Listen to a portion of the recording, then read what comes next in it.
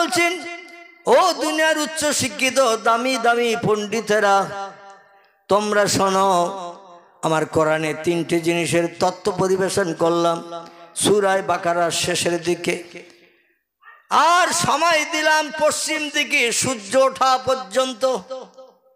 কত পর্যন্ত?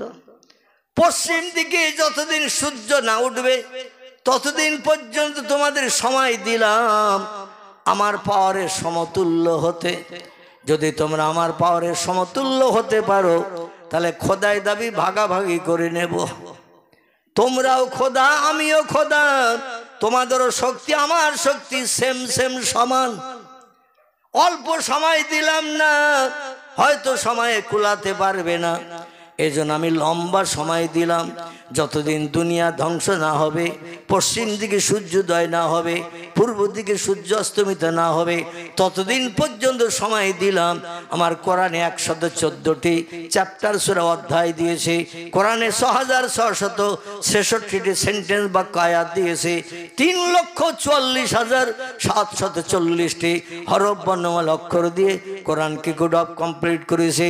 এই 6663টি সেন্টেন্স আয়াতের ভিতর থেকে একটা ছোট্ট আয়াত তোমাদের কাছে তুলে ধরলাম, আর সময় দিলাম কিয়ামত পর্যন্ত একটু চেষ্টা চালাও, আমার সমতুল্য কে কে হতে পারবে। আল্লাহ পাক কোরআনে তত্ত্ব পরিবেশন করে বলছেন, তুলিজুল লাইলা ফিন নাহারে ওয়া তুলিজুন নাহারা ফিল লাইল। জোরে বলুন আল্লাহু আকবার। আল্লাহ বলছেন, আমি রাতের বেলা দিন বানাই আর দিনের বেলা রাত করি।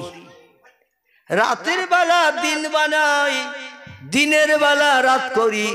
কে আসো দুনিয়ার হোমরা চোমরা, আমার মতো একটা দিন এই পরিবর্তন করিয়ে দেখাও, তাহলে বুঝবো তোমাদের ক্ষমতা আমার ক্ষমতা সেম সেম সমান। অতীত কাল থেকে নিয়ে বর্তমান কাল পর্যন্ত পৃথিবীর কোনো বিজ্ঞান, দার্শনিক, ইঞ্জিনিয়ার, ডাক্তার, মাস্টার, ভূতত্ত্ববিদ, রাষ্ট্রনেতা, রাষ্ট্রপতি কেউ কি পেরেছে এটা করতে? দিনের বেলা রাত করে দেখাতে, রাতের বেলা দিন করে দেখাতে পেরেছে কেউ? কিয়ামত পর্যন্ত পারবে? আল্লাহ যে সময় দিলেন কিয়ামত পর্যন্ত, ও পর্যন্ত চেষ্টা চালালো কি পারবে? এক কথা এই জন্য পারবে না, সূর্য মামার বাড়ির দেশের পাশে খালের ধারে নাই। বিজ্ঞানীদের কথা মোতাবেক সূর্য এই পৃথিবীর জমিন থেকে দূরে আছে 9,30,00,000 মাইল দূর। কত? 9,30,00,000 মাইল দূরে সূর্য আছে। তারপর আরেকটা বাধা, পয়গম্বর বলছেন মেরাজের রজনীতে আমি যেদিন আসমান পরিভ্রমণ করে আমার আল্লাহর সঙ্গে দিদার করতে গিয়েছিলাম, সেদিন এক এক করে আসমান পরিবর্তন করতে করতে চতুর্থ আসমানে যেয়ে দেখি আল্লাহ চতুর্থ আকাশের গায়ে সূর্যকে সেট করে রেখে দিয়েছে। জোরে বলা যাবে না একটু? আর একটু জোরে বলা যাবে না? সূর্য কোথায় আছে? চতুর্থ আসমানের গায়ে। নবীর কথা মিথ্যা তো নাকি? নবী বলছেন, আমি কোনো ভুয়া তথ্য দিই না, যেটা দেখি সেটা বলি। জোরে বলুন সুবহানাল্লাহ।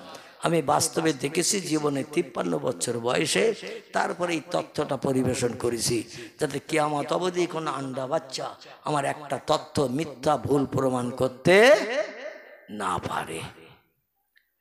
আমার ভাইরা, বিজ্ঞানীরা এক কথাই তো মেনে নিয়েছে, বহুদূর ফাঁকা, তাই নীল মতন দেখায়, আকাশ বলতে কিচ্ছু নাই। আল্লাহ বলে, পাগলের দল, কগেলাস খেয়েছিস তাই বল, একটু আকাশ পাড়ি দে, দেখ কিছু আছে কিনা। দুনিয়ায় যা আছে তার থেকে বেশি আসমান রেখেছি। জোরে বলুন একটু সুবহান। আমার ভাইরা, এখন বিজ্ঞানীরা কিয়ামত পর্যন্ত চেষ্টা চালায়, ওরা কি 4টে আসমান ভেদ করে সূর্য দেখতে যেতে পারবে? আচ্ছা, একটা আকাশও পাড়ি দিতে পারবে? পয়গম্বর বলছেন, আমি বোরাকের পিঠে চেপে জিবরিলকে সাথী করে নিয়ে যখন মহাশূন্য পাড়ি দিলাম বাইতুল মুকাদ্দাসের চাতওয়াল থেকে, কোথা থেকে? প্যালেস্টাইনের জেরুজালেম। এখানে আছে পৃথিবীর 3 নম্বর একটা পুরানো বড় মসজিদ, যে মসজিদটির নাম হলো বাইতুল মুকাদ্দাস। কোরআনের 15 বার আল্লাহ মসজিদটির নামকরণ করেছেন মসজিদুল আকসা। কি নাম? মসজিদুল আকসা। 15 বার প্রথম লাইনে আল্লাহ মসজিদের নামকরণ করেছেন মসজিদুল আকসা।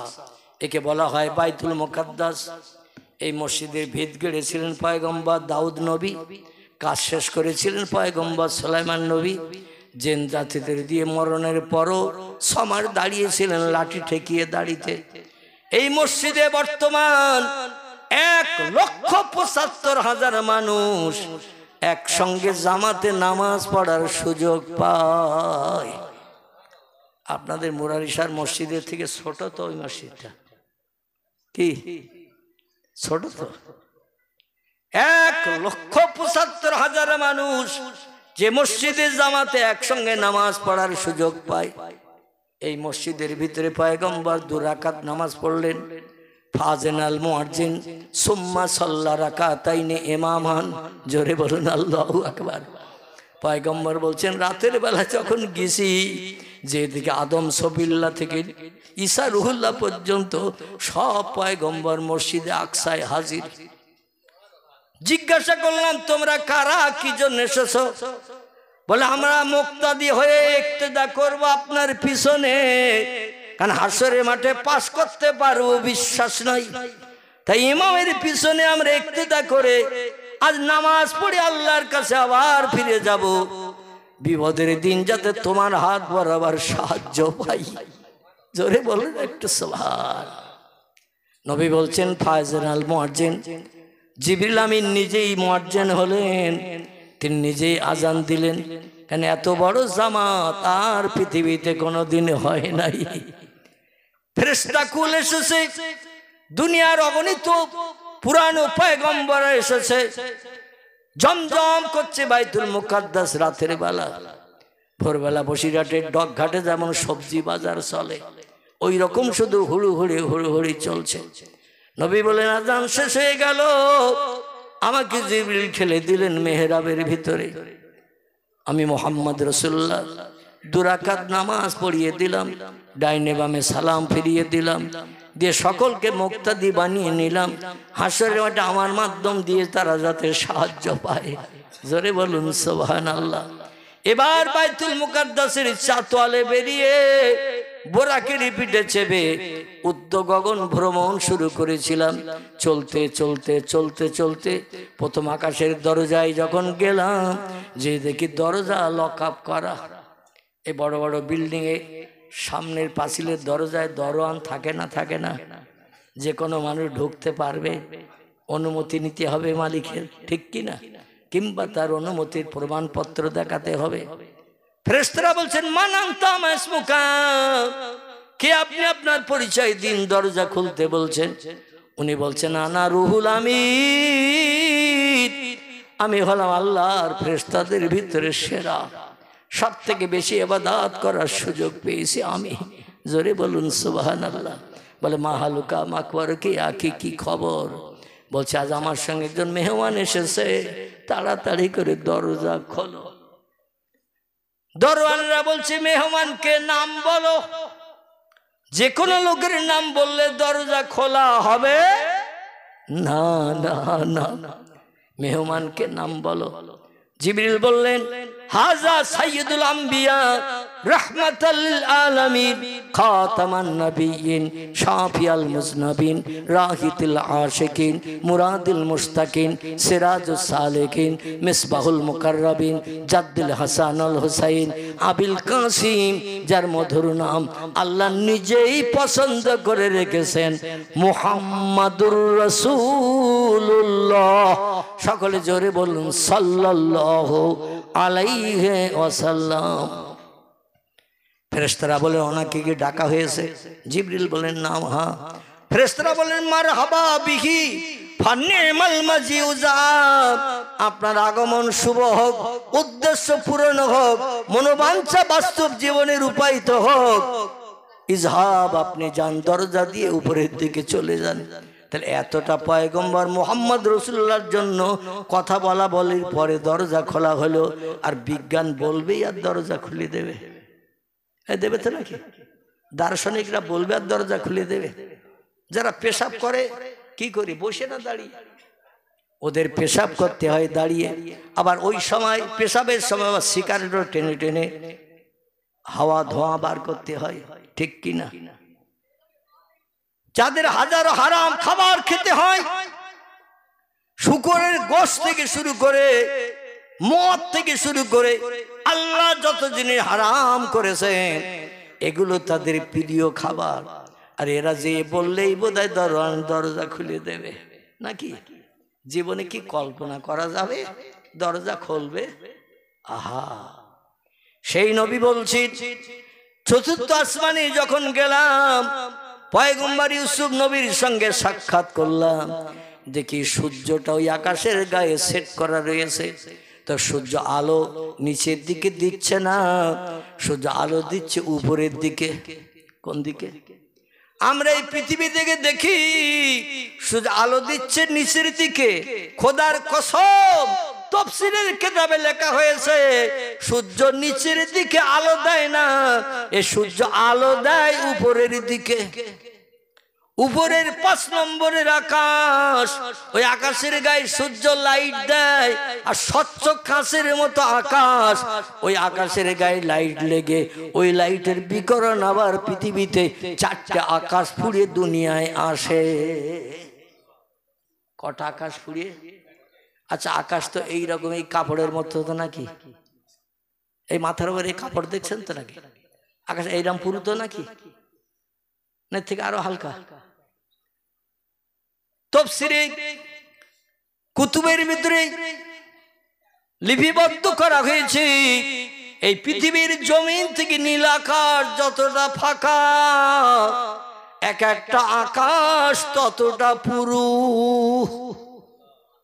এই দুনিয়ার জমিন থেকে নীল আকাশ যতটা ফাঁকা, এক একটা আকাশ ততটা পুরু, তার উপরে আবার ততটা ফাঁকা, তারপরে 2 নম্বরের আকাশ আবার ততটা পুরু, তার উপরে 3 নম্বরের ফাঁকা জায়গাটা আবার ততটা, তার উপরে 3 নম্বরের আকাশ ততটা পুরু। এইভাবে 7টা ফাঁকা 7টা আকাশ হওয়ার পরে আল্লাহ বলছেন উপরে আরেকটা জায়গা বানিয়েছে, নাম হলো তার সিদরাতুল মুনতাহা। কি নাম? সিদরাতুল মুনতাহা, আকাশের শেষ সীমা। তার উপরে আর আকাশের কোনো নাম নিশানা নাই, তার উপরে আছে শুধু ফাঁকার ফাঁকা। বহু বহু বহু বহু দূর যাওয়ার পরে তারপরে একটা জায়গা, জায়গাটার নাম হলো আরশ কুরসি, আরশ মুআল্লাহ। সেখানে কে থাকে? কথা বলেন। খিদে লেগে গেছে আপনাদের, তাবারুকের পরিবেশন হবে ইনশাআল্লাহ। দেখতে দেখতে 2 ঘন্টার কাছাকাছি হতে যায়, 2-10 মিনিট বাকি। আমার ভাইরা, মিলাদকে আমার হবে না, ওইভাবে দোয়া করে দেব, হবে। আল্লাহু আকবার। মানে যাতে আরো সবাই লেট হয় নাকি? একবার হয়ে গেছে আমার বক্তৃতার আগে, আর করার কোনো প্রয়োজন ছিল না। মুস্তাহাসান জিনিস মুস্তাহাব, করলে সওয়াব, না করলে পাপ নাই, গোনা নাই। তো যাই হোক, আপনারা যখন চাচ্ছেন হবে ইনশাআল্লাহ। এখন আমি যেটা বলতে চাচ্ছি সেটা শুনুন। আল্লাহ পাক রব্বুল আলামিন চতুর্থ আসমানে সূর্যকে সেট করে রেখে 12টা মুখ সূর্যের তৈরি করেছে। কটা? সূর্যের মুখ আছে 12টা, ইসনা আশারা, 12টা মুখ তৈরি করা আছে। এই 12টা মুখের 11টা মধুর চাকের মতো লেবেল করা রয়েছে। চাকের ভিতরে মধু যখন ভরে যায়, মৌমাছিরা একটা লেবেল করে দেয় না, চালের বস্তার মতো লেবেল করে দেয় যাতে মধু বেরিয়ে না যায়। ওই রকম একটা লেবেল করা আছে 11টা মুখের। একটা মুখ শুধু খোলা, তাও সে মুখ দিয়ে লাইট বার হচ্ছে উপরের দিকে। উপরের দিকে লাইট বেরিয়ে 5ম আকাশে লেগে স্বচ্ছ কাঁচের মতো আকাশ, সেই আকাশে লেগে চারটে আকার ভেদ করি পৃথিবীর জমিনে লাইট আসে। বৈশাখ জ্যৈষ্ঠ মাসে কোমর সমান পুকুরের পানিতে যদি নামেন, পানি এসির মতো ঠান্ডা তো নাকি? হ্যাঁ, বৈশাখ জ্যৈষ্ঠ মাসে পুকুরের তলার পানি পর্যন্ত গরম হয়ে যায়। সূর্য অত দূর থেকে লাইট দিচ্ছে তাই। তাহলে সূর্যের কাছাকাছি গেলে খুব শান্তি পাওয়া যাবে তো নাকি? বিজ্ঞানীরা বলছে কত দূর সূর্য আছে দেখতে যদি যাই তো শ্মশানের চিতায় যাওয়ার আগেই কমপ্লিট হয়ে যাব ভাই। কারণ শুধু আগুন আর আগুন, গরম আর গরম, ওর ধারে পাশে যাওয়ার আগে সলতে পড়া হতে হবে। এই জন্য কোনো বাবার বেটার ক্ষমতা হবে না সূর্যের ধারে পাশে যাওয়ার। চিল্লাই বলুন সুবহানাল্লাহ। আরে সূর্যকে যত সময় বশ করতে না পারবেন, সূর্যকে যত সময় ধরে রাখতে না পারবেন, তত সময় আপনার হুকুম ওরে মানাতে পারবেন? ওরে বলবেন যে দিনের বেলা রাত হ, দিনের বেলা রাত হলে সূর্য আড়াল করতে হবে কিনা? সূর্য যদি মাথার উপরে থাকে রাত হবে? এই কথা বলে রাত হবে না।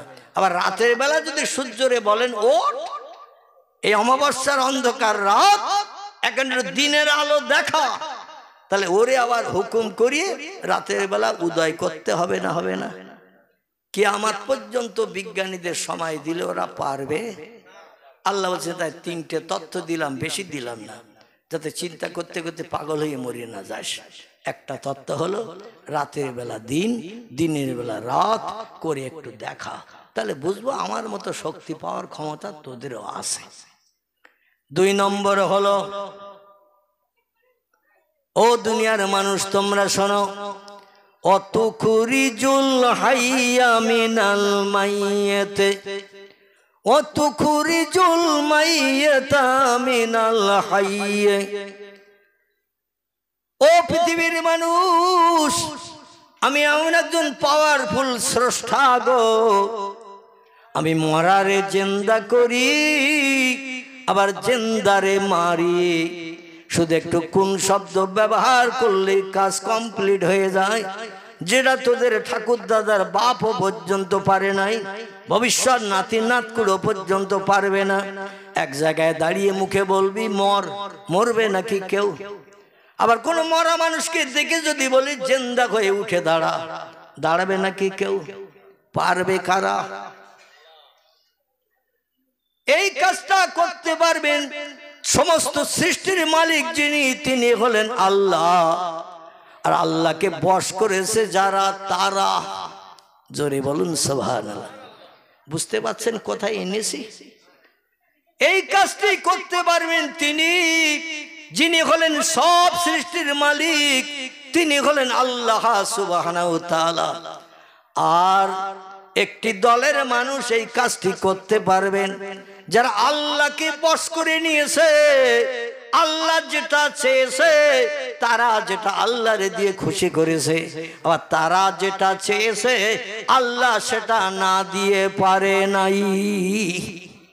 জোরে বলুন একটু সুবহানাল্লাহ। ছোট্ট একটা তথ্য দেই, কোরআনের তাফসীরের ভিতরে লিপিবদ্ধ হয়েছে। একদিন মুসা নবী আল্লাহর সঙ্গে কথা বলতে তুর পাহাড়ে গেছে। কোথায়? খুব সংক্ষেপ করে বলি, তুর পাহাড়ে গেছে। কোহে তুর, তুর পাহাড়ে যাওয়ার পরে আল্লাহর সঙ্গে কথাবার্তা হচ্ছে। আল্লাহ বললেন মুসা, তুমি যদি প্রভু হও আর আমি যদি মুসা হই, এ মুসা তুমি যদি আল্লাহ হও আর আমি যদি তোমার জায়গায় মুসা হই, কিংবা তুমি মুসা আমি আল্লাহ, তুমি আমার কাছে মনে শখ মিটাতে কি দাবি করবে বলো তো দেখি? মুসা বললে আল্লাহ আমি ও প্রশ্নটায় যাব না, বরং আপনি যদি মুসা হন আর আমি যদি আল্লাহ হই, আপনি আমার কাছে কি চাইবেন তাই বলেন। আমার কত কিছু চাওয়ার আছে, কত কিছু আশা আকাঙ্ক্ষা আছে, বলতে বলতে হয়তো রাত পোহাইয়ে যাবে। কারণ জীবনে শখ শান্তি, জীবনে আলাপ আলোচনা করে চাইতে কি শেষ হবে? চাইলে পাবো, তাহলে চাইতে কি শেষ হবে?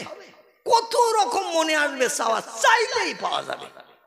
মুসা বললেন আমার কথাটা এখন বলবো না, তবে আপনি যদি মুসা হন আর আমি যদি আল্লাহ হই, আপনি মুসা হয়ে আমি আল্লাহ, আমার কাছে কি চাইবেন বলুন তো দেখি। আল্লাহ ডেকে বলছেন, মুসা তুমি যদি আল্লাহ হও আর আমি যদি মুসা হই, তোমার কাছে একটা দাবি করব আমি, বেশি না। সেই দাবিটি হলো, আমি চাইবো তোমার কাছে সুস্বাস্থ্য কামনা করতে। সুস্বাস্থ্য চাইব, রোগ বেমারি চাইব না, অস্বস্তি চাইব না, অশান্তি চাইব না, সুস্থ জীবন নিয়ে আমি বেঁচে থাকতে চাইব।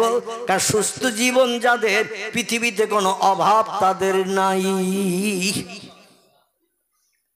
আমার ভাইরা, এই পয়গম্বর বলছেন, না আমি আর রব্বি, আপনি সঠিক তথ্য দিয়েছেন, যার শরীরে রোগ বেমারি নাই, অসুস্থতা নাই, কোনো অসুবিধা নাই, এর মতো সুখী জীবনওয়ালা পৃথিবীতে আর কেউ নাই। এই জন্য ইংরেজিতে একটা প্রবাদ আছে, বাংলায় তথ্য আছে, স্বাস্থ্যই সম্পদ। স্বাস্থ্যই সম্পদ। সুস্বাস্থ্য মানুষের জীবনে অনেক উত্তম, উন্নত।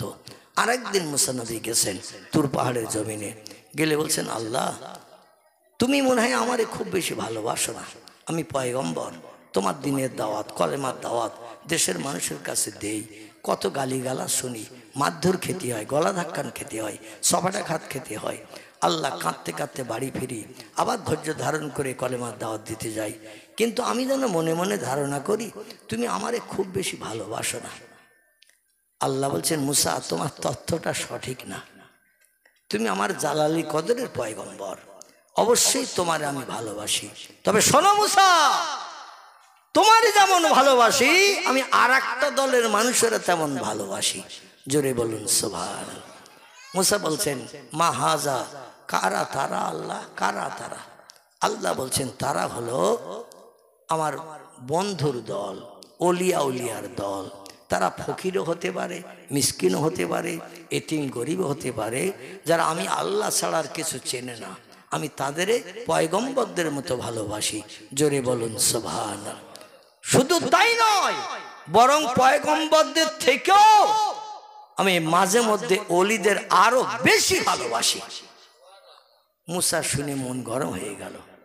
পৃথিবীতে সব থেকে দামি মানুষের নাম হলো পয়গম্বর। আর ফকির ফাকরা রাস্তাঘাটে ঘুরে বেড়ায়, ভিক্ষুক, আল্লাহর ইবাদত বন্দি ঘোষণা করে, রাস্তাঘাটে চলে, সুবহানাল্লাহ আলহামদুলিল্লাহ পড়ে, তাসবিহ তাহলিল পাঠ করে, আল্লাহ নবীদের থেকেও বেশি ভালোবাসে। মুসা বলছেন, আল্লাহ এ তত্ত্ব দিলে আমার মগজে আমি মিলাতে পারবো না, একটু বাস্তব প্রমাণ আমার দেখাতে হবে, তাহলে মগজ সাফ হয়ে যাবে ইনশাল্লাহ। আল্লাহ বলেন, মুসা তাহলে তুমি দেখবে না শুনবে? মুসা বললেন, গল্প শুনে যতটা খুশি হওয়া না যায়, চোখে দেখলে তার থেকে বেশি আনন্দ উপভোগ করা যায়। আল্লাহ বলেন, মুসা ইজহাবিল আল বাইত, তুর পাহাড় থেকে তোমার ঘরে ফিরে যাও, ঘরে ফিরে যে একটা কাজ করে এসো, তাহলে আমি বাস্তব প্রমাণ তোমার চোখে আঙুল দিয়ে দেখিয়ে দেব, আমি ওলিয়া উলিয়াদের পয়গম্বরদের থেকেও মাঝে মাঝে ভালোবাসি বেশি। জোরে বলুন সুবহানাল্লাহ। আল্লাহ কোরআনে বলছেন, আলা ইন্না আউলিয়া আল্লাহ লা খাউফুন আলাইহিম ওয়ালা হুম ইয়াহজানুন। ও পৃথিবীর মানুষ, হুঁশিয়ার হয়ে যাও, সাবধান হয়ে যাও, আমার বন্ধুদের নামে কোনো বাজে মন্তব্য করবে না। বন্ধু হলো তারা, ওলি আউলিয়া যারা। জোরে বলুন সুবহানাল্লাহ। আল্লাহ ওদের সম্পর্কে কোনো বাজে মন্তব্য করবে না, ওদের সম্পর্কে কোনো বাজে কথা বলবে না, কারণ আমি আল্লাহ, তারা আমার বন্ধু, আমি তাদের বন্ধু। লা খাউফুন আলাইহিম, বিপদে মুসিবতে তাদের কোনো ভয় নাই, ওয়ালা হুম ইয়াহজানুন, রাতের বেলা ঘুম কামাই করে কোনো সমস্যার সমাধানের জন্য চিন্তা করার দরকার নাই। আমি আল্লাহ তাদের মুখে সব সময় হাসি ফুটাই, কারণ আমি যেটা চাই তারা সেটা আমারে দেয়। এই জন্য তারা যেটা চায় আমি আল্লাহ না দিয়ে পারি না। মুসা বলছেন, বাস্তবে দেখান। নবীর থেকে অলিদের দাম বেশি, মর্যাদা বেশি, একটু বাস্তবে দেখান। আল্লাহ বলেন তাহলে বাড়ি যা। মুসা বলছেন আল্লাহ বাড়ি যাচ্ছি তো কি করব? আল্লাহ বলছেন তুমি একটা পেয়ালা নিয়ে তোমার এলাকায়, মিশরের দেশে যে এলাকায় বাস করো, ওই এলাকায় যে লোকজনকে বলবে আমি আল্লাহর সঙ্গে তুর পাহাড়ে কথা বলতে গিয়েছিলাম, আল্লাহ বান্দার কাছ থেকে একটা তোহফা চেয়েছে, গিফট চেয়েছে। এই এলাকার মানুষ আল্লাহরে খুশি করার জন্য, আল্লাহর জান্নাত হালাল বানানোর জন্য এই গিফটটা কি, তোহফাটা কি একটু দেয়া যাবে? নিশ্চয়ই দেশের মানুষ আল্লাহ চেয়েছে, না দিয়ে পারবে না। তো বলছে আল্লাহ কি চাইব? আল্লাহ বলেন তুমি যে দেশের মানুষকে বলবে বান্দার দেহের ভিতরে যে জায়গাটা সব থেকে দামি উত্তম, সেই জায়গা থেকে এক পেয়ালা গোশত কেটে আনতে। কি কেটে আনতে? এক পেয়ালা গোশত, দেহের যে জায়গাটা তার খুব পছন্দনীয়, তার খুব প্রিয়, সেই জায়গা থেকে এক পেয়ালা গোশত কেটে নিয়ে আমার কাছে তুর পাহাড়ে আসবে। তাহলে আমি তোমার চোখে আঙুল দিয়ে দেখিয়ে দিয়ে দেবো পয়গম্বরের থেকে অলিদেরও আমি মাঝে মাঝে বেশি ভালোবাসি। জোরে বলুন সুবহানাল্লাহ। মুসা বলছেন এই কাজ, এ তো আমি খুব তাড়াতাড়ি কালেকশন করে নিয়ে আবার এই তুর পাহাড়ে হয়তো দিনের ভিতরে ঢুকে যাবো ইনশাল্লাহ। আল্লাহ বলেন যাও, যাও চলে যাও। সংক্ষেপ কথা, মুসা নবী বাড়ি ফিরলেন, কাপড় চোপড় ছাড়লেন, স্বাভাবিক পোশাক পরিধান করলেন, বিবির কাছ থেকে একটা বাটি নিলেন, তরকারি বাটি মনে করুন, কিংবা গোশের বাটি, একটা কাপ মতো পেয়ালা মতো নিলেন, আর একটা ধারালো ছুরি নিলেন, নিয়ে পাড়ায় ঢুকে বলছেন ও পাড়া প্রতিবাসীরা, ও দেশবাসীরা, আজকের আল্লাহর সঙ্গে তুর পাহাড়ে মাথায় দাঁড়িয়ে দাঁড়িয়ে গল্প গুজব করলাম, শেষে আল্লাহ আমাদের ঈমান পরীক্ষার জন্য আল্লাহ আমাদের কেমন প্রিয় আর আমরা আল্লাহর কেমন প্রিয় যাচাই করার জন্য দেহের সব থেকে প্রিয় পছন্দনীয় জায়গা, ওখান থেকে এক পেয়ালা গোশত আল্লাহ কেটে দিতে বলেছেন। কে দেবে বলো? সবাই চিন্তা ভাবনা করছে, দেহের থেকে গোশত কেটে দেওয়া জীবন্ত অবস্থায় এ কি কোনো মানুষের পক্ষে সম্ভব হবে? আমাদের মাঝে মধ্যে কাটাকুটি হয়, অপারেশন হয়, তবে ইনজেকশন করি, বেহুশ করি, ঠিক কি না? আচ্ছা, হুশ থাকা অবস্থায় কারো পায়ের থেকে, বুকের থেকে, গলার থেকে যদি মাংস কাটে, ও চুপ করে থাকবে? ও বাপরে গেছি করবে কিনা, মারে গেছি করবে কিনা, ডাক্তারের এক লাথি মেরে কলিজা গরম করে দেবে কিনা? বলে আমার গায়ে মাংস কাটতেছ, জ্বালা আমার করতেছ, তোমার করতেছ না। এই জন্য দেশের মানুষ কেউ গোশত দিতে চাইল না। আল্লাহ বলেন গোশ না নিয়ে জানো তুর পাহাড়ে আসবে না, গোশ নিয়ে আসতে হবে। মুসা বলে আল্লাহর সঙ্গে দিদার না করলে, দেখা না করলে, কথা না বললে আমার কলিজা ভেজে না, এ কি জ্বালাই পড়লাম, গোশ কেউ দেয় না, তুর পাহাড়ে যেতেও পারি না। একদিন, দুদিন, 3 দিন রাস্তায় ঘুরতে ঘুরতে সময় পেরিয়ে গেল। মুসা নবী হতাশ হয়ে গেলেন, মনে করছিলাম সহজ ব্যাপার, কিন্তু এখন দেখছি দুরূহ কঠিন, কেউ তো গোশ দিতে চায় না। মুসা নবী মুখ কালো করে দুশ্চিন্তাগ্রস্ত হয়ে জঙ্গলি রাস্তা দিয়ে যাচ্ছেন। হঠাৎ করে একটা ফকির রাস্তার ধারে বসে লোটা কম্বলটা কাছে রেখে, ভিক্ষার থলি টলি কাছে, লোটা কম্বল কাছে রেখে আল্লাহর নামের জপ জিকির করছেন, তাসবিহ পাঠ করছেন, সুবহানাল্লাহ বলছেন, আলহামদুলিল্লাহ বলছেন, লা ইলাহা ইল্লাল্লাহ জপ জিকির করছেন। মুসা বলে এই ফকিরের ধরিয়ে মেরে যে কোনো প্রকারে এক পেয়ালা কেটে নিয়ে যাব, যাতে আল্লাহর সঙ্গে দেখা করার সুযোগ হয়। এছাড়া এলাকার বুদ্ধিবাদী, যুক্তিবাদী, স্বাস্থ্যবাদ মানুষ তারা তো কেউ দিল না। এখন ঘটনা হলো, ওই মুসা নবীর দেশে একজন বিধবা বুড়ি মেয়ে ছেলে বাস করতেন পাহাড়ি এলাকায়। বুড়ি এবং তার স্বামী দুইজন বসবাস করছে। দেখতে দেখতে বয়স 80 বছর হয়ে গেছে। কত বছর? 80 বছর বয়স হয়ে গেছে। স্বামী স্ত্রীর মিলনে একটাও বাচ্চা হয়নি। জীবন যৌবনের ক্ষুধা নিবৃত্তি হলো নারী পুরুষের, কিন্তু যার মাধ্যম দিয়ে সন্তান হয় একটাও বাচ্চা হয়নি। আচ্ছা, যাদের বাচ্চা নাই, অপরের বাচ্চা কোলে দেখলে ওদের মনটা আনন্দ হয়? অপরের বাচ্চা যদি তাদের কোলে দেখে আর যাদের বাচ্চা নাই ওদের মনে আনন্দ হয়, ওদের মনটা তুষের আগুনে জ্বলে। আমার একটা ওই রকম বাচ্চা যদি আল্লাহ দিত, কোলে করে নিয়ে চুমা খেতাম, লজেস গালে দিতাম, কত আদর যত্ন করতাম। যাদের বাচ্চা নাই তারা জানে এই সন্তান হারা নারীদের বুকের ব্যথার যন্ত্রণা কত। এখন বুড়ি আর তার স্বামী দুইজন বলল, দেখতে দেখতে 80 কোটা পেরিয়ে গেছে আমাদের বয়স, বাচ্চা তো হলো না, ভবিষ্যতে আমরা মারা যাব, আমাদের এই ঘর বাড়ি জায়গা জমির মালিক কে হবে? তো বলে আমরা তো ডাক্তার কবিরাজ দেখালাম, ওষুধপত্র খেলাম, হাকিম বৈদ্য দেখালাম, এখন আল্লাহ সন্তান দেয়নি, তাই হয়নি, কি করা যাবে? বলে এক কাজ করলে হয় না? স্ত্রী স্বামীকে বলছে, বলে এক কাজ করলে হয় না? বলে কি?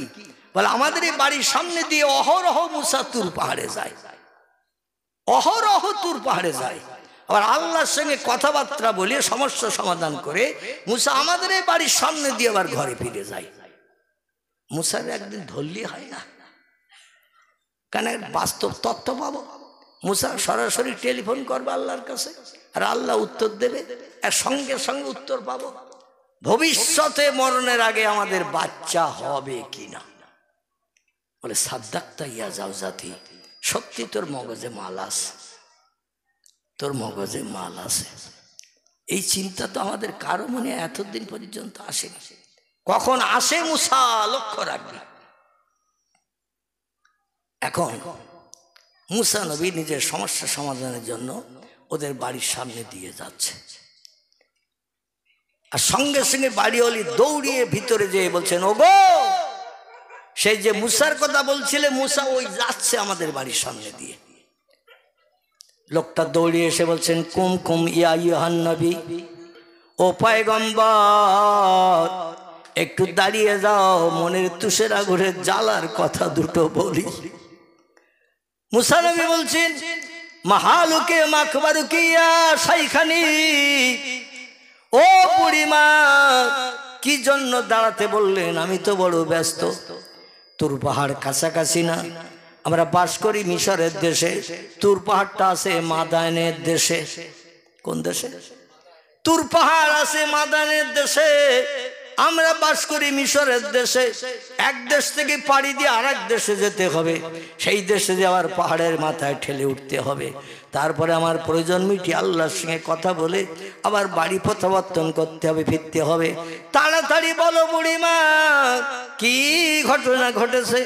বুড়ি বলছে, বাবা, সংসার যাপন চলছে 50-55 বছর ধরে, বিয়ের আগে আমাদের 20-25 বছর কাল পেরিয়ে গেছে, বর্তমানে 80 কোটার উপরে স্বামী স্ত্রী আমাদের দুইজনের বয়স। জীবন যৌবনের খোদা নিবৃত্তি করলাম, স্বামী স্ত্রীতে মিলন করলাম, সব বাড়িতে দুটো একটা বাচ্চা দেখতে পাওয়া যায়, কিন্তু আমাদের বাড়ি খালি, এখনো পর্যন্ত আল্লাহ কোনো সন্তান আমাদের দেয়নি। কত ডাক্তার দেখালাম, কবিরাজ দেখালাম, বৈদ্য দেখালাম, হাকিম ডাকলাম, ওষুধপত্র কত দিল, কত খেলাম, সব বিফলে মাঠে মারা গেল, কোনো কাজ হলো না। তাই আমরা স্বামী স্ত্রী এক জায়গায় বসে আলোচনা করতে করতে তোমার নামটা মনে পড়ে গেল। ও বাবা, তুমি যাচ্ছ কোথায়? আইনা তাযহাবিয়া মুসা ইবনে ইমরান, রে ইমরানের বেটা মুসা, যাচ্ছ কোথায়? বলে তুর, আমি জাবালে তুর পাহাড়ে যাচ্ছি। বলছি কি জন্য? বলে আল্লাহর সঙ্গে কথা বলবো, সমস্যার সমাধান করব। দেশের মানুষ বিভিন্ন প্রশ্ন করেছে, উত্তর আমার মগজে আসতেছে না, তা আল্লাহর কাছ থেকে উত্তর নিয়ে এসে ওদের দেব। জোরে বলুন সুবহানাল্লাহ। তো বলছে, শোনো, আল্লাহর সঙ্গে যখন কথা বলতে যাচ্ছ, সমস্যার সমাধান করতে যাচ্ছ, আমাদের একটা কথা, তোমার কথা মিটে যাওয়ার পরে কি বলতে পারবে আল্লাহর কাছে? মুসা নবী বলছেন, মাহালুকে মাকবার কি ইয়া শাইখানি, কি বলতে হবে, কি খবর বলেন তো? বলছে, আল্লাহ তো আমাদের বাচ্চা এখনো পর্যন্ত দেয়নি, 80 কোটার উপরে বয়স হয়ে গেছে, আর ভবিষ্যতে আমরা আশা রাখবো না, নিশ্চিন্তে শুধু ঘুমাবো। ভবিষ্যতে বাচ্চা হওয়ার আশা যদি পাই, তাহলে আমরা একটু চিন্তা ভাবনায় থাকবো। আর আল্লাহ যদি বলে ওদের বাচ্চা নাই, তাহলে বেকার ডাক্তার কবিরাজ কেন ডাকবো? পয়সা কড়ি কেন খরচ করব, কেন আশায় থাকবো, নিশ্চিন্তে ঘুমাবো। মুসা বললেন না, ই আশাই খানি। কথাটা তো বাস্তব সত্য। তো ঠিক আছে, আমার কথাবার্তাগুলো মিটিয়ে নিয়ে আপনাদের কথাটা আল্লাহর কাছে তুলে ধরবো। আল্লাহ কি উত্তর দেয় সেটা যাওয়ার পথে তোমাদের বলিয়ে যাব। জোরে বলুন সুবহানাল্লাহ। বুড়ো বুড়ির আর খাওয়া দাওয়া নাই, কখন মুসা ফিরবে? আল্লাহর সঙ্গে সরাসরি তথ্য নিয়ে আসবে। আচ্ছা, এ তথ্যের ভিতরে কোনো মিথ্যার সংযোজন আছে? মিথ্যার কোনো সম্পর্ক আছে? আল্লাহ যেটা বলবেন সেটা 100% দুধে দেওয়া সত্য কিনা? 100% দুধে দেওয়া সত্য। এই সত্য তথ্যটা নেওয়ার জন্য ওরা শুধু রাস্তা দিয়ে উকি মারতেছে, এই সেই তুর পাহাড়ের রাস্তা। কখন ফেরবে মুসা, কখন ফেরবে? হঠাৎ দেখে মুসা নবী আসতেছে। আসসালামু আলাইকুম ইয়া ইহান নবী। নবী সালাম গ্রহণ করেন। মুসা বলছেন ওয়ালাইকুম আসসালাম মাহালুকে মাকবর কিয়া শাইখানি ইয়া আখি। ও বুড়ো ভাই, ও বুড়ি মা, কি খবর বলেন? বলছে আমাদের সেই খবরটা শোনার জন্যই তো রাস্তার দিকে শুধু এক দৃষ্টিতে তাকিয়ে আসি, কাজ করি মনে আর চোখে তাকাই রাস্তায়। কখন তুমি ফেরো? এখন আমাদের খবরটা বলেছিল আল্লাহর কাছে। বলছে ওয়াদা করে গেছি, ইন্নাল্লাহা লা ইখলিফুল মিয়াদ। আল্লাহ যেমন ওয়াদা ভঙ্গ করে না, পয়গম্বরেরা ওয়াদা ভঙ্গ করে না। এই জন্য ওয়াদা করে গিয়েছিলাম, আমার কথাবার্তা মিটিয়ে তোমাদের কথা বলেছি। বলে আল্লাহ কি উত্তর দিয়েছে একটু বল, তাড়াতাড়ি বল। পয়গম্বর মুসা নবী মুখ কালো করে কান্নারত অবস্থায় বলছেন, বুড়িমা ও বাবাজি, খবর খুব ভালো না। আল্লাহর কাছে অনুরোধ করলাম, দেশের একজন প্রজারা নিঃসন্তান, বেজো বাজা বাচ্চা হয় না, তুষের আগুন জ্বলে হৃদয়ে। এ আগুন দেশের কেউ নিভাতে পারে না, নিভাতে পারেন যিনি, তিনি হলেন আল্লাহ সুবহানাহু ওয়া তাআলা। সেই আল্লাহর কাছে তোমাদের সম্পর্কে তথ্য দিতে গিয়েছিলাম। আল্লাহ বলেন মুসা রে, ওই বুড়ো আর বুড়ির মরণের দিন পর্যন্ত আমি বাজা বানিয়ে রেখেছি, বেজো বানিয়ে রেখেছি। দুনিয়ার ওষুধ যদি গুলিও সব খাওয়ানো হয়, ওদের নসিবে তকদিরে বাচ্চা হবে না, ওদের নসিবে কোনো বাচ্চা হবে না। বলছে মুসা তাই? বলে হ্যাঁ। বলে তাহলে আশা ছেড়ে দেব? বলছে তা আল্লাহ তথ্য দিয়েছে, এখন কি করবে দেখো। বলে আল্লাহ তথ্য দিয়েছ আর তুমি তো মিথ্যা বলো না, তাহলে আর আশা করবো না, যে আগামীতে বাচ্চা হলেও হতে পারে। মুসা নবী বলে চলে গেল। বুড়ো বুড়ি দুশ্চিন্তাগ্রস্ত হয়ে গেল।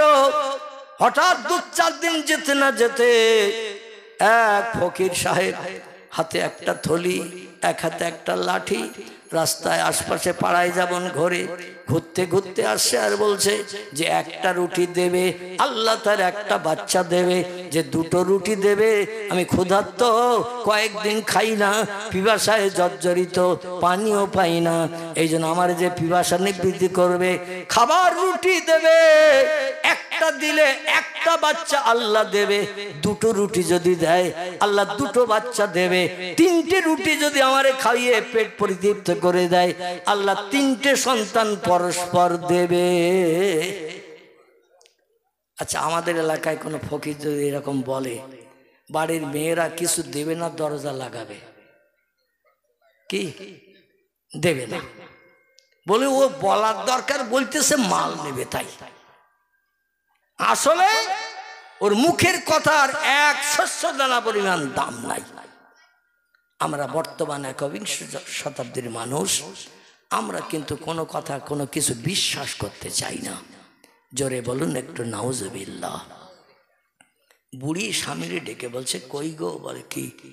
বলে একটা ফকির কোথা থেকে এসেছে, 5-7 দিন নাকি অনাহারা, খাবার পায় না, পিপাসার পানিও পান করে না, খাবার পায় না। তাই এখন আমাদের দরজার সামনে এসে বলছে একটা রুটি দিলে আল্লাহ একটা সন্তান দেবে, 2টো রুটি আমারে খাওয়ালে, তুষের আগুন নিবারণ করলে, পেটের ক্ষুধা নিবৃত্তি করলে আল্লাহ 2টো বাচ্চা দেবে। ও বলতে 3টে রুটি দিলে 3টে দেবে। বুড়ো বলতে অর্থ রুটি দিয়ে দরকার নাই, আমাদের তো আবার খেতে হবে। তোর কথাটা সত্যি মিথ্যে যাচাইয়ের জন্য একটা দে। বেশি দিতে হবে না, বেশি দিলে তো মাল আমাদের ফুরিয়ে যাবে, আমরা খেতে পাবো না, একটা দে।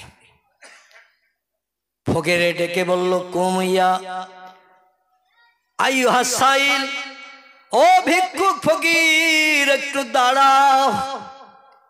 দরজার সামনে ভিক্ষুক দাঁড়িয়ে গেল।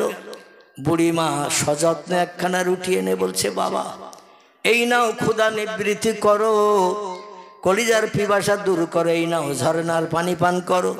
তো আমাদের জন্য একটু দোয়া করিও বাবা, আমরা স্বামী স্ত্রী দুইজন পূর্ব থেকে এই সময় পর্যন্ত নিঃসন্তান, আমাদের বাচ্চা নাই। তাই তুমি বলেছো একটা রুটি দিলে একটা বাচ্চা, দুটো রুটি দিলে দুটো বাচ্চা। বিশ্বাস করলো মনের ভিতরে কুটকাট করে বাবা, তাই বেশি রুটি না দিয়ে একখানা দিলাম, দেখি তোমার দোয়ায় আল্লাহ আমাদের মুখে হাসি ফুটায় কিনা। ফকির রুটি খেয়ে পানি পান করে জঙ্গলের গাছতলায় যেয়ে বসে আল্লাহর দরবারে হাত তুলে দুই চোখের পানি ঝরঝর করে দাড়ি ভিজিয়ে কাঁদে আর বলে, আল্লাহ ও আল্লাহ, আমার কথার বিশ্বাস করে তোমার দুইজন বান্দা বান্দি একখানা রুটি আমারে দিয়েছে আল্লাহ, তবে তাদের আশা একটা বাচ্চা পাওয়ার আশা। আল্লাহ তুমি বান্দার কাছে যা চেয়েছো, আমি তোমার অদম বান্দা তাই তোমার দিয়ে খুশি করেছি আল্লাহ। তবে আমি একটি জিনিস যদি তোমার কাছে চাই, তুমি বান্দারকে অ্যাভয়েড করে দেবে, ফিরিয়ে দেবে ওগো আল্লাহ। আল্লাহ বলছেন ফাম্মা সাইলা ফালা তানহার, বাড়ির দরজায় যদি কোনো ভিক্ষুক মেহমান যে দাঁড়ায়, কিছু না দিয়ে যেন ফিরিও না। যদি কোনো খাবার না থাকে, এক গ্লাস ঠান্ডা পানি হলো দিও, ওটাই হাসরের মাঠে তোমার জন্য নাজাতের ওসিলা হয়ে যাবে। আর একটু জোরে বলা যাবে না? ওয়াম্মা বিনিমাতি রব্বিকা ফাহাদ্দিস, যেদিন স্বামী স্ত্রীর হবে না, স্ত্রী স্বামীর হবে না, বাপ ছেলের হবে না, ছেলে বাপের হবে না, মা মেয়ের হবে না, মেয়ে মায়ের পাশে দিয়ে দাঁড়াবে না। আল্লাহর কোরআন বলছে ভিক্ষুক সাইলকে যদি, এতিমকে ক্ষুধার্তকে যদি খাবার খাইয়ে মুখে হাসি ফুটাতে পারো, এক গ্লাস ঠান্ডা পানি পান করিয়ে পিপাসা নিবৃত্তি করাতে পারো, হাসরের মাঠ 50,000 বছর লম্বা দিন, সূর্যের রৌদ্রে পৃথিবীর মাটি যেদিন টকবক টকবক করে ফুটিতে থাকবে, সেদিন আল্লাহর জান্নাতি নেমাত তোমার জন্য বরাদ্দ করা হবে। ভিক্ষুক ফকির বলে, আল্লাহ তুমি চোখের পানি বড় ভালোবাসো, চোখের পানি বড় পছন্দ করো। আমি ক্ষুধার তাড়না যন্ত্রণা সহ্য করতে না পেরে আমি ওই বাড়ির দরজার সামনে বলেছিলাম, একটা রুটি দিলে একটা বাচ্চা পাবে, দুটো রুটি দিলে দুটো বাচ্চা পাবে। আর ওদের যে বাচ্চা নাই তাও আমি জানি না। আল্লাহ আমার কথার উপরে বিশ্বাস করে, তোমার উপরে ভরসা করে একখানা রুটি আমারে খাইয়েছে, পিপাসার পানি পান করিয়েছে। আল্লাহ তুমি তো কোরআনে জানিয়েছো, ফালিয়াদহাকু কালিলাও ওয়ালিয়াবকু কাসীরা। চিল্লায়ে বলুন আল্লাহু আকবার, আর একটু জোরে বলুন আল্লাহু আকবার। আল্লাহ বলছেন পৃথিবীতে দুটো কাজ একটু কম বেশি করে করো। কটা? দুটো কাজ একটু কম বেশি করে করো। একটি কাজ হলো ফালিয়াদহাকু কালিলা, হাসি তামাশা একটু কম কম কম কম করে করো। আর 2 নম্বরের কাজটি হলো ওয়ালিয়াবকু কাসীরা, চোখের পানি আমার কাছে একটু বেশি বেশি করে ফেলিও, কারণ কান্না আমি আল্লাহ বড় পছন্দ করি। পয়গম্বর হাদিস শরীফে জানিয়েছেন, দুনিয়া হলো কান্নার জায়গা, হাসির জায়গা হলো আল্লাহর জান্নাত। জোরে বলুন একটু সুবহানাল্লাহ। হাসির জায়গা কোথায়? জান্নাত, যেখানে দুঃখ নাই, ব্যথা নাই, অভাব নাই, রোগ নাই, শোক নাই, জ্বালা নাই, যন্ত্রণা নাই, কোনো অস্বস্তি অসুবিধা নাই। জান্নাত হলো চির সুখের আবাসস্থল। দুনিয়ায় একটু কাঁদো, জান্নাতে হাসতে পারবে কোটি কোটি বছর ধরে। জোরে বলুন একটু সুবহান। তা পৃথিবীতে কাঁদতে হবে। আমাদের চোখে পানি আসে তো এখন? এ আসে। মা মরে গেলে কাঁদি, বাপ মরে গেলে কাঁদি, বউ মারা গেলে স্বামী কাঁদে, স্বামী মারা গেলে স্ত্রী কাঁদে, বাপ মা মারা গেলে বাচ্চারা কাঁদে। আমার ভাইরা 2-1 ঘন্টার জন্য কান্না, তারপরে দেখবেন যারাই কাঁদছিল 2 ঘন্টা আগে তারাই আবার আনন্দের গল্পের হাসির ফোয়ারা ছুটিয়েছে। মরা বাড়ি যাইয়ে একটু পরীক্ষা করে দেখবেন, 5টা মেয়ে যদি এক জায়গায় বসে, লাশ কবরে যাওয়া পর্যন্ত একটু ফোপাবে, আর যেই লাশ কবরে দিয়ে আসবে সঙ্গে সঙ্গে এইবার আকাশ ছোঁয়া গল্প। মনে হবে না যে ওদের বাড়ি ঘন্টা 2 আগে মানুষ মারা গিয়েছিল, বারান্দায় ছিল। দুনিয়ার শুধু হাসি আর হাসি, গল্প আর গল্প চলবে।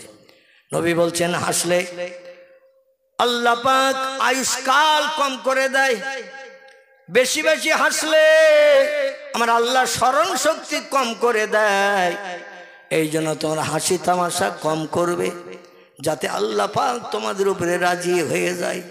ভিক্ষুক কাঁদে আর বলে আল্লাহ ওদের একটা সন্তান তুমি দিও। আল্লাহ বলছেন কেঁদে কেঁদে আমার কাছে দোয়া করিস, আর আমি কি করে তোর দোয়া ফেলি? আমি যেটা চাই তোরা সেটা আমারে দিস, আর তোরা যেটা চাইবি আমি দেব না, তাহলে তো বন্ধুত্ব থাকবে না, বন্ধুত্ব থাকবে না। 1 বছর যেতে না যেতে ওই বুড়ির আল্লাহ একটা বাচ্চা দিয়েছে। জোরে বলা যাবে না একটু? নারায়ে তাকবীর। স্বামী স্ত্রীরে বলছে কি হলো?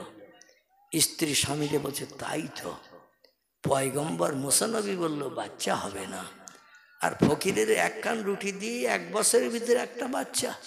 আগে যদি জানতাম আমরা 3 সাল না খেয়ে 3 তিরিকে 9টা রুটি ওরে দিয়ে দিতাম, কিন্তু সে ফকিরের তো আর পাওয়া যাবে না। আবার আসবে কিনা কবে, যদি আসে সেদিন চিন্তা ভাবনা আলাদা নেব। এখন হঠাৎ বাচ্চা হওয়ার পরে মুসা নবী ওদের বাড়ির সামনে দিয়ে চলে যাচ্ছে তুর পাহাড়ে। কোথায়? প্রয়োজন মেটাতে যায়, সমস্যার সমাধান করতে যায়, প্রশ্নের উত্তর নিতে যায়, যেগুলো মুসার মগজে কোলায় না সেগুলো। আর মুসা নবী যেই যাচ্ছে, বাড়িওয়ালা এবং বুড়িমা 2 জনে বলছে কুম ইয়া মুসা ইবনে ইমরান, এ মিশরের অধিবাসী ইমরানের বেটা মুসা দাঁড়াও। মুসা বলছে ভাব তো ভালো না, মেজাজ গরমের কথা, আবার দাঁড়াতে বলছে, যেতে নিষেধ করছে, কি হয়েছে তা কি জানি। মুসা নবী নতজানু হয়ে, পয়গম্বর তো মনটা নরম, তাই মুসার মনটা ছিল একটু গরম। তার কারণ হলো মুসা নবী বাল্যকালে আগুনের পেয়ালা থেকে আগুন নিয়ে গালের ভিতরে ঢুকিয়ে দিয়েছিল, জিভ পুড়িয়ে গিয়েছিল। জিভ পোড়ার কারণে কথা বলতে গেলে বেঁধে যেত। আর তোতলা যারা হয় ওদের দেখবেন তাড়াতাড়ি খপ করে রাগ বেড়ে যায়, তোতলা লোক খপ করে রেগে যায়। মুসা নবী একটু তোতলা মানুষ ছিলেন, রাগান্বিত মেজাজ ছিল, খপ করে রেগে যেত। 1 কিব্বতী ফেরাউনের দলের লোকেরে 1 ঘুষি মেরেছে, পিছনে চিৎপটাং হয়ে পড়ে গেছে। মুসা বলছে এ ভাই তোমার উপকারের জন্য ঘুষি মারলাম, তো লোকটা তার নড়ে চড়ে না, দেখো তো কি হয়েছে। লোকটা পরীক্ষা নিরীক্ষা করে বলছে হুজুর পটল তুলেছে। কি করেছে? পটল তুলেছে। মুসা নবী বলছেন আল্লাহ হাসরের মাঠে উম্মতের চিন্তা ভাবনা নিয়ে একটু দাবি করব, চিন্তা ভাবনা করেছিলাম, কিন্তু যে অঘটন আমি ঘটিয়ে ফেলেছি, 1 কিব্বতী দিয়ে আমি 1 ঘুষি মেরে মার্ডার করে দিয়েছি, তাই তোমার সামনে আমি হাসরের মাঠে যাব না। কারণ আমি যদি আমার উম্মতের উপকারের জন্য কথা বলতে যাই আর ক্যাট করে আমার হাত ধরে যদি বলো এই মানুষ মার্ডার করেছিলি কেন বল, সর্বনাশ হয়ে যাবে, বিপদে পড়ে যাব। এই জন্য সব নবী যাই যাক, আমি যাব না। জোরে বলুন সুবহান। মুসা বলছেন মা হালুকে মাকবার কি ইয়া শাইখানি, ও বুড়িমা, ইয়া ইহা শাইখ, ও বৃদ্ধ বাবাজি, কি ঘটনা ঘটেছে? তাই দাঁড়াতে বললেন। বলে তুমি আল্লাহর পয়গম্বর না? বলে নাম হ্যাঁ। আল্লাহ ওহি পাঠিয়েছেন জিবরিল, আসমানি কেতাব পাঠিয়েছেন তৌরিত, এরপরও বিশ্বাস করো না? বলে আমরা তো বিশ্বাস করি তুমি পয়গম্বর, আসমানি কেতাবওয়ালা, কিন্তু তোমার কথাবার্তা তো ভালো না। বলতে কিরাম ভালো না? তুমি যে মিথ্যা কথা বলো, আজকের বাস্তবতার প্রমাণ পেলাম। মুসা বলে হায় রে, আমি মিথ্যা কথা বলি? বলছে হ্যাঁ। বলে কিরাম মিথ্যা বললাম? বলে একটু ঘরের দিকে এসো। কি করো? ঘরের দিকে এসো। মুসা বলে আবার ঘরে নিয়ে পিটানি দেবে নাকি? ঘরে ডেকে নিয়ে বাচ্চা দেখাচ্ছে। তুমি বলেছিলে না আমাদের নসলে বাচ্চা নেই, আল্লাহ বাচ্চা দেবে না, এই দেখো তুমি বলি চলে গেলে, আর এই দেখো আল্লাহ আমাদের বাচ্চা দেশে। মুসা বলে আল্লাহর কথা তো মিথ্যা হয় না, আল্লাহর কথা মিথ্যা হয় না। তাহলে আল্লাহ বললেন একরকম আর কাজ করলেন আর একরকম, এ কি জ্বালাই পড়লাম। বলছে একটু অপেক্ষা করো, আমি তুর পাহাড় থেকে ঘুরিয়ে আসি, দেখি আল্লাহ কি সমাধান দেয়। মুসা তুর পাহাড়ে যেয়ে প্রথম বলছে বুড়িমার বাচ্চা দিলে কেন? অন্য কোনো কথা না, প্রথমেই যে রাগান্বিত মেজাজ, আল্লাহ বললেন বাচ্চা হবে না, আবার সেই আল্লাহ বাচ্চা দেশে, তে রাগ কি রাখার জায়গা আছে? তুর পাহাড়ে যেই বলছে আল্লাহ তুমি আমারে বলে দিলে ওদের বাচ্চা হবে না, আমি তাই খবর ওদের দিলাম, আর ওরা আমারে মিথ্যাবাদী বানাচ্ছে, কারণ ঘরে ডেকে নিয়ে বাচ্চা আমারে দেখিয়েছে। আল্লাহ কি ধরনের কাজ কারবার তোমার? আল্লাহ বলছে মুসা ব্যাপারটা তুমি তো বুঝবে না, আসলে এর ভিতরে কিছু গুড়ো রহস্য আছে। মুসা নবী বলে গুড়ো রহস্য টহস্য বুঝবো না, কেন বাচ্চা দিলে বলো? আল্লাহ বলছেন তুমি দেখবে না শুনবে? মুসা বলছে গল্প শোনার থেকে চোখে দেখা ভালো। আল্লাহ বলছেন তাহলে যাও, বাড়ি যাও, এক পেয়ালা গোশত আনো। পূর্বে বলছিলাম না, এক পেয়ালা গোশত আনো। আর পাড়ার দেশের লোক কেউ গোশত দিল না। 3-4 দিন ঘোরাঘুরির পরে ওই জঙ্গলি রাস্তা দিয়ে যাচ্ছে দুশ্চিন্তাগ্রস্ত হয়ে, হঠাৎ সেই ফকির বসে বসে তসবিহ পড়ছে, সুবহানাল্লাহ, আলহামদুলিল্লাহ, লা ইলাহা ইল্লাল্লাহ জিকির করছে।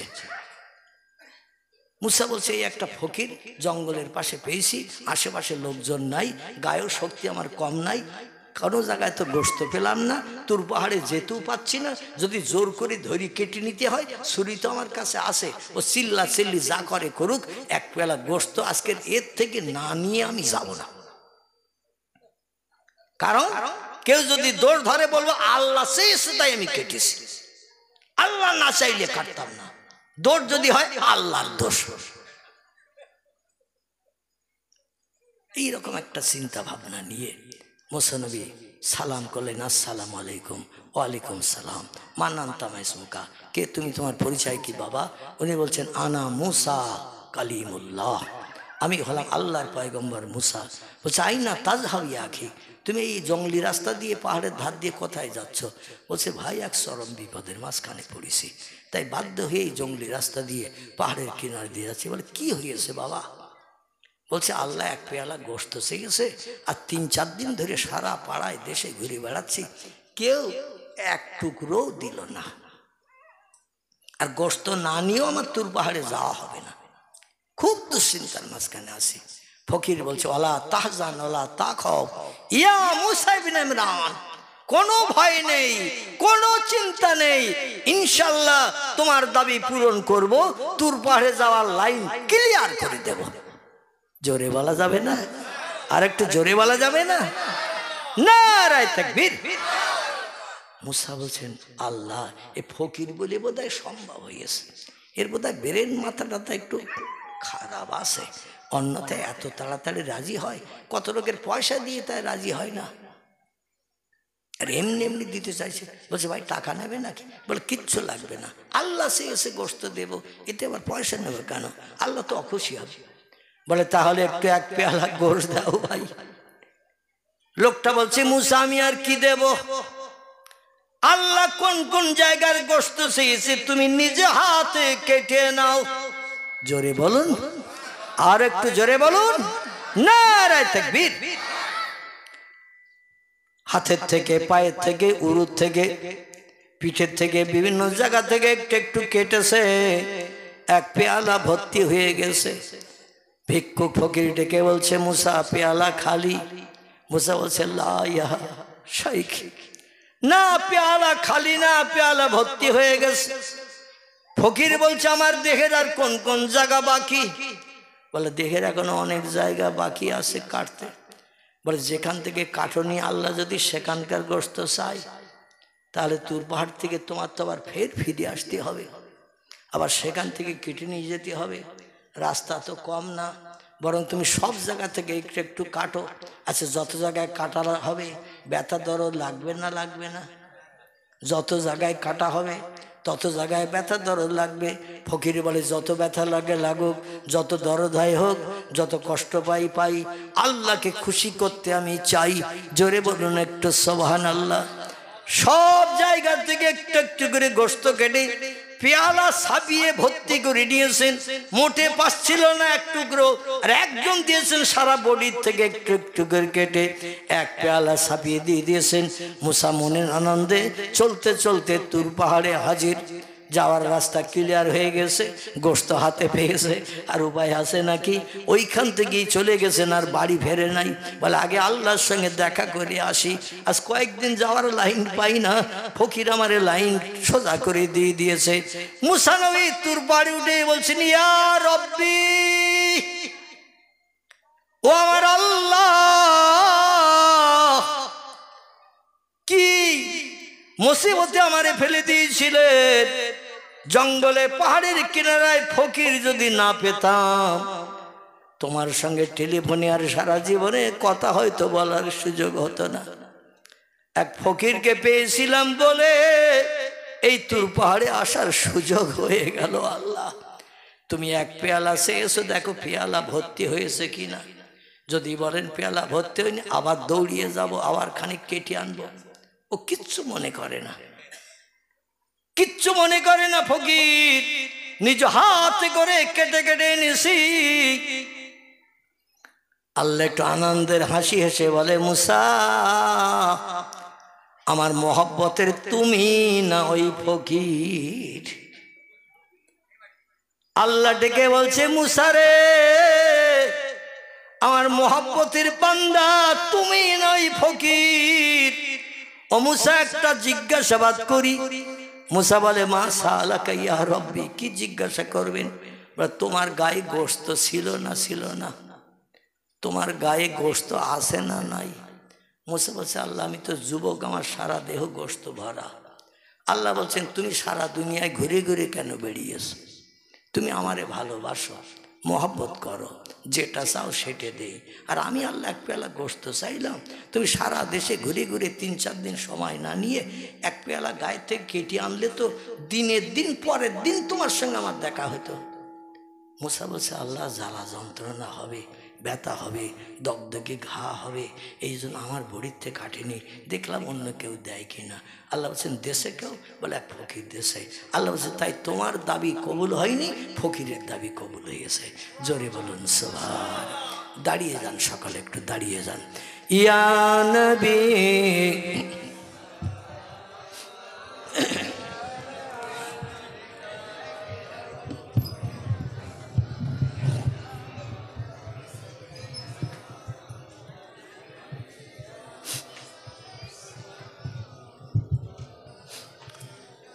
নবীজির আব্বা আব্দুল্লাহ, রাসূলুল্লাহর আম্মা আমিনা, হাবিবের দুধমা হালিমা, দয়ার নবীর রওজা মদিনা।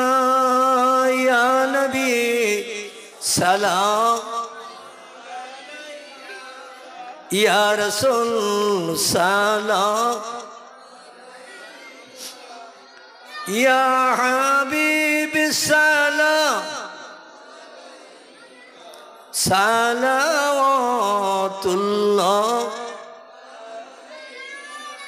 बागे इब्राहिम के गुलहिन मलाएक जिसके बुलबुल आपहाय जाते तवक्कुल सलावतुल्लाह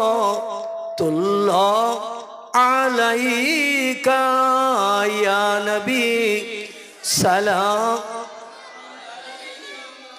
या रसूल सलाम या हबीब सलाम সালাওয়াতুল্লাহ আলাইকা। সকালে বসে পড়েন ইয়া রাব্বে সাল্লি ওয়া সাল্লাম।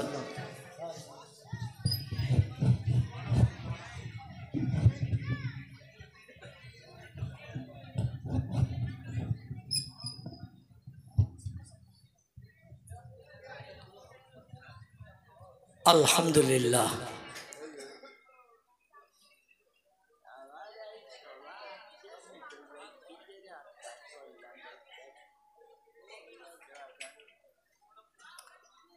আলহামদুলিল্লাহ। আমি মাজুর, অসুস্থ ব্যক্তি, কম বেশি আপনারা জানেন। শরীরের এখনো পূর্ণ সুস্থতা অধম পেতে পারিনি। চলাফেরা করতে গেলেই আমার গাটা টলে, সাপোর্ট নিয়ে আমার চলতে হয় এবং শরীরে খুব দুর্বলতা এসে গেছে। এখন কথা বলতে গেলে কষ্ট হয়। আপনাদের এলাকায় আমি 3 ঘন্টা 3.5 ঘন্টা ওয়াজ করেছি। আমি স্টেজে বসি তো আর ঘড়ি দেখি না, তো এখন এই অপারেশনের পরে একটু ঘড়ি দেখি।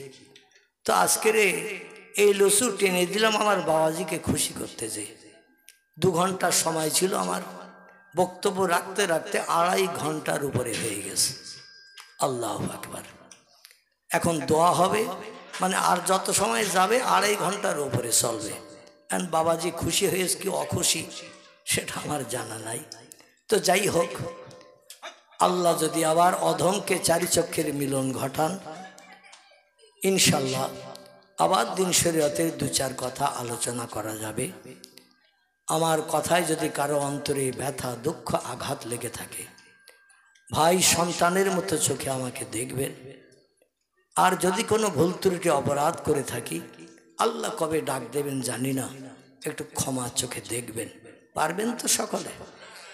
আমি মোরারিসার মানুষকে আমি অন্তরের অন্তরস্থল থেকে বলছি, এই এলাকার মানুষদের আমি খুব হৃদয়ের মহব্বতের ভালোবাসি। আপনারা কেমন ভালোবাসেন না বাসেন তা আমি জানি না, তবে আপনাদের এখানকার থেকে আমার লাউদ্দিন ভাই থেকে শুরু করে আরও কয়েকটা ছেলে আমার অসুস্থতা অবস্থায় আমার বাড়িতে দেখা সাক্ষাৎ করতে গিয়েছিল। আমার মেমোরিতে সেটাও এখনও জমা আছে। আলহাজ মাওলানা আব্দুল গফফার সাহেব তিনিও গিয়েছিলেন এবং আরও কয়েকজন গিয়েছিলেন আমার অসুস্থতার সময়। 3 বছর কঠিন রোগে আক্রান্ত হয়ে ঘরের ভিতরে অ্যাটাক ছিল। আল্লাহ একটু বাইরে বার হওয়ার সুযোগ দিয়েছেন। আপনাদের মতো হাজার হাজার মানুষের চোখের পানি এবং দোয়া। ওষুধ আমারে সারায়নি, ডাক্তার আমারে সারায়নি, সারিয়েছেন কে? আল্লাহ সারিয়েছেন। এই রকম ফকির ফাকরা আল্লাহওয়ালা মানুষের চোখের পানির ওসিলা করে।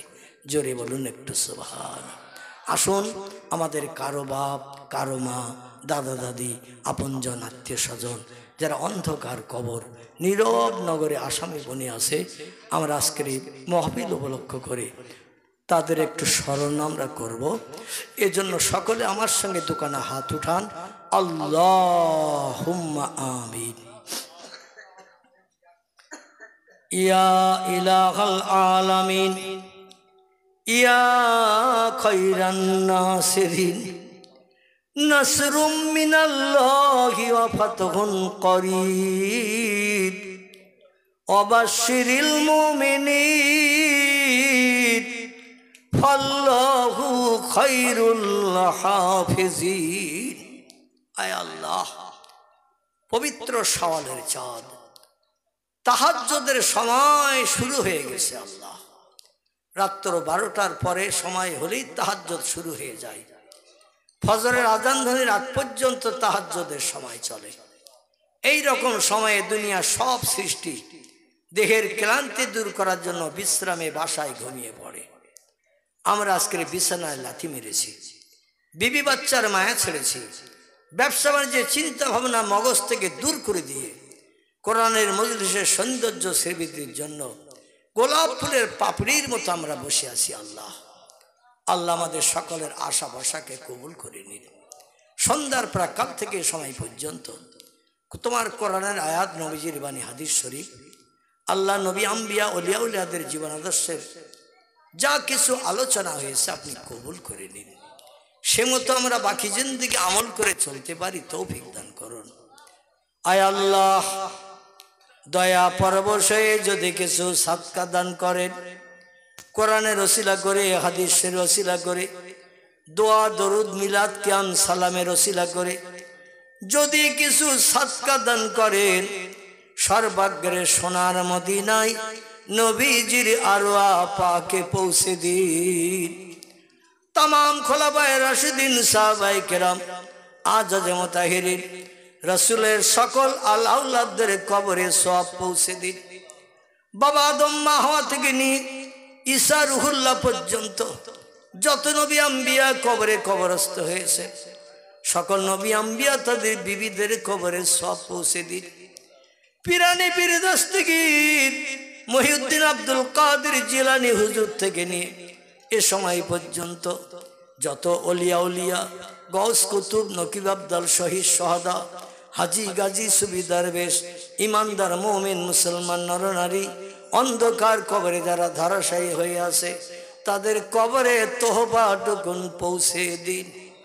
জানি না আল্লাহ তারা কবরে কেমন হালাতে আছে, যারা আজেবাসে আযাব বন্ধ করে দিন। যারা কবরের স্বস্তিতে শান্তিতে আছে, কিয়ামত পর্যন্ত জান্নাতি নাজ নেমত তাদের কবরে বরাদ্দ করে দিন। বিশেষ করে আমার বাড়িওয়ালা বাবাজি যে দেশ নিয়ে এই বেহেশতের বাগানের ইন্তজাম করেছেন, তার রক্তের সঙ্গে সম্পর্ক নিয়ে বাপ মা, দাদা দাদি, নানা নানি, খালা খালু, ফুবু ফুবি, পিতার কোল, মাতার কোল, শ্বশুর কোল, শাশুড়ি কোল, সন্তান আদি আপনজন, রক্তের সঙ্গে সম্পর্ক নিয়ে অন্ধকার কবর, যে কবরের দরজা নাই, জানালা নাই। আল কবরুন জুলমাতুন আদিকুহু, তোমার নবী বলেন কবর হলো অন্ধকার বধির কারাগার। সেই কারাগারে যারা আবদ্ধ হয়ে আছে, আমাদের সেই চোখ নাই, দেখতে পাই না, সেই কান নাই, কবরস্থ ব্যক্তিদের কথা শুনতে পাই না। আল্লাহ তুমি আলমুল গায়ব, তুমি সামিউল বাসির, সব দেখতে পাও, সব শুনতে পাও। আল্লাহ যারা কবরে বিপদে মুসিবতে আছে, তোমার সাত্তুল উইব নামের ওসিলা করে তাদের সারা জীবনের অপরাধগুলো ক্ষমা করে দিয়ে কবরগুলোকে বেহেশতের বাগান বানিয়ে দাও। জান্নাতি নাজনেমাত কবরে চালু করে দাও। কওসারের পানি কবরে বরাদ্দ করে দিয়ে কিয়ামত পর্যন্ত পিপাসা তুমি দূর করে দাও। আমরা যারা দোকানে করে হাত তুলেছি, আমাদের রক্তের বাঁধনে বাঁধন নিয়ে বাপ মা, দাদা দাদি, নানা নানি, খালা খালু, ফুবু ফুবি, আপনজন, আত্মীয় স্বজন, যে যেখানে কবরে চলে গেছে, আমাদের ভবিষ্যতের উন্নতির চিন্তা ভাবনা করতেছে। কত নামাজ তারা কাজা করে ফেলেছে, শরীয়তের কত খেলাফ কাজ হয়তো করে বসেছে। উপার্জিত সময় সম্পত্তি, অর্থ সম্পদ সব আমাদের জন্য ফেলে রেখে খালি হাতে তারা কবরে চলে গেছে।